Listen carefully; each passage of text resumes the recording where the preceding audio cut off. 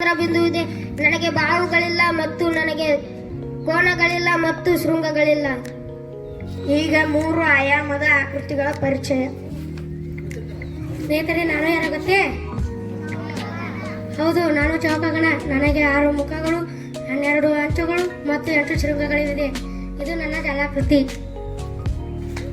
ಸ್ನೇಹಿತರೆ, ನಾನು ಯಾರು ಗೊತ್ತೇ? ಹೌದು, ನಾನು ಆಯತಗಣ. ನನಗೆ 6 ಮುಖಗಳು, 12 ಅಂಚುಗಳು, 8 ಶೃಂಗಗಳು ಇವೆ. ಇದು ನನ್ನ ಜಲಾಕೃತಿ. ಸ್ನೇಹಿತರೆ, ನಾನು ಯಾರು ಗೊತ್ತೇ? ಹೌದು, ನಾನು ಶಂಕು. ಇದು ನನಗೆ ಒಂದು ಶೃಂಗವಿದೆ, ಒಂದು ಪಾದವಿದೆ. ಇದು ನನ್ನ ಜಲಾಕೃತಿ.